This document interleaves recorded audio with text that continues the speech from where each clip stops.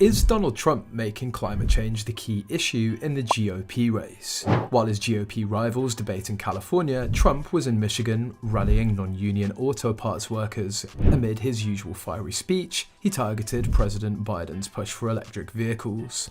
He says that everyone's going to lose their beautiful way of life. Trump warned the cheering crowd that for auto workers, Biden's forced transition is a transition to hell.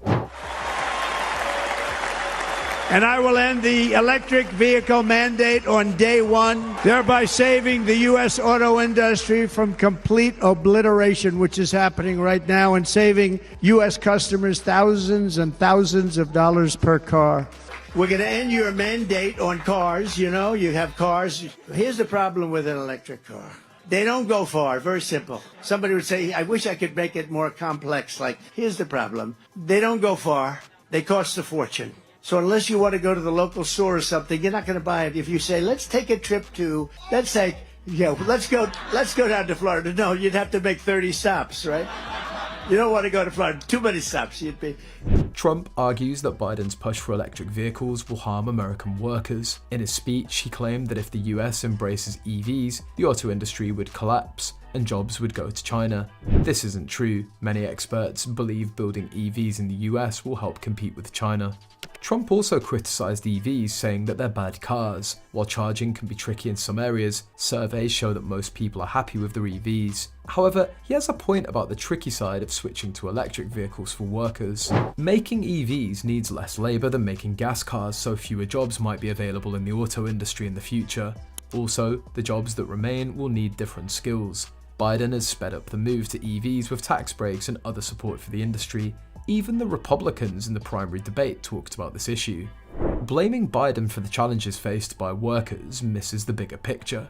The global auto market is already moving towards electric vehicles, and Biden's policies are helping the US catch up. Companies started investing billions in EVs while Trump was still in office.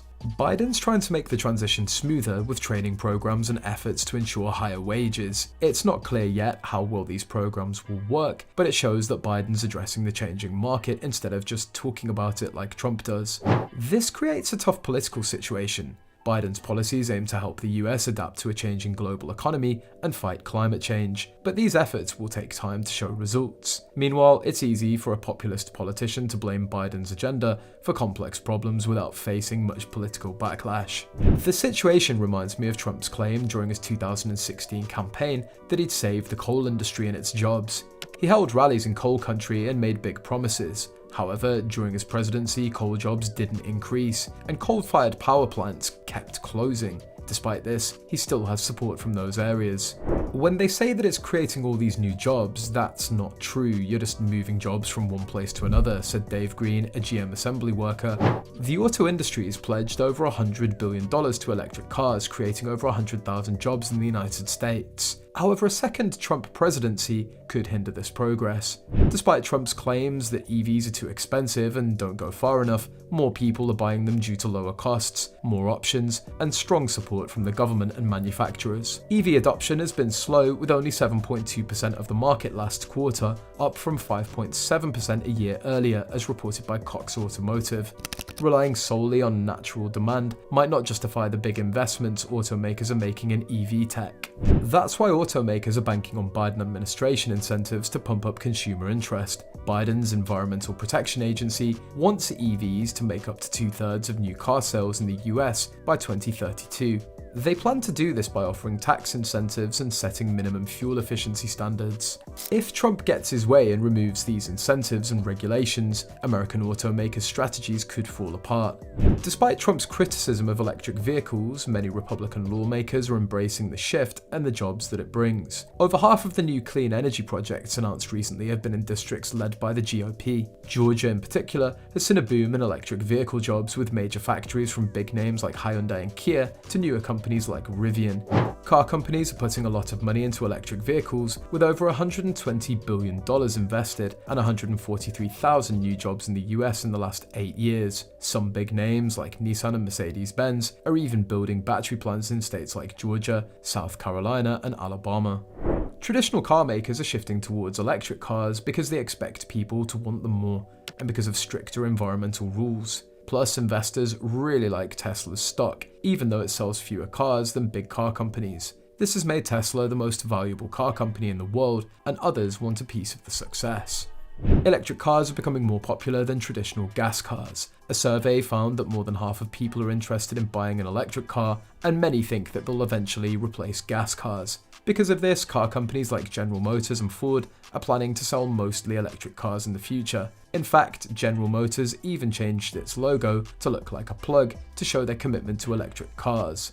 Rabe thinks it's becoming harder for big car companies to argue that gas-powered cars are the future of transportation.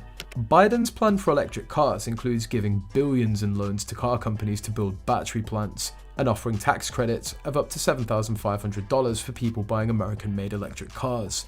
Plus, there's money in the infrastructure bill to set up charging stations for electric vehicles, making them more accessible. These perks aim to make electric cars cheaper to buy and produce in the United States. US car companies like General Motors are lagging behind Tesla and Chinese car makers in the electric vehicle race, and they rely on these subsidies to keep up with the competition, according to experts.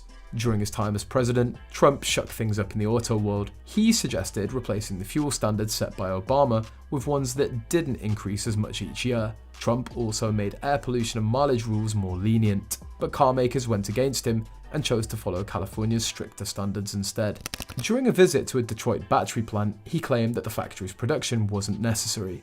According to him, the electric vehicles being made there would ruin the car makers' businesses, implying that what they were producing wasn't needed. Trump recently posted on Truth Social, calling electric vehicles a hoax and predicting that they'll be made in China. He believes that shifting to electric vehicles will harm the US auto industry and lead to job losses. And right now, as we speak, large factories just started are being built across the border in Mexico. So with all the other things happening on our border, and they're being built by China to make cars and to sell them into our country, no tax, no anything. The United Auto Workers ought to be ashamed for allowing this to happen, and the leader of the United Auto Workers should be fired immediately, and every single auto worker, union and non-union, should be voting for Donald Trump, because we're going to bring back car manufacturing and we're going to bring it back fast. Trump highlighted these worries, echoing concerns expressed by some auto workers about the transition to electric vehicles. Trump has promised to undo the Environmental Protection Agency's tough new rules on car pollution. These rules aim to make electric vehicles make up 2/3 of new cars sold in the US by 2032. If Trump becomes president again, it might also become harder for people to get the $7,500 tax credits for buying electric cars. Plus, he might stop the billions of dollars in grants and loans that the Biden administration has given to companies to improve electric vehicle technology. We're making it easier for people to switch to electric cars, said UK Prime Minister Rishi Sunak, but car makers said delaying the change would just make things confusing. Do you think that Trump's right about EVs? Do let us know in the comments below. Also, don't forget to hit the like and subscribe button. Until next time, see you all.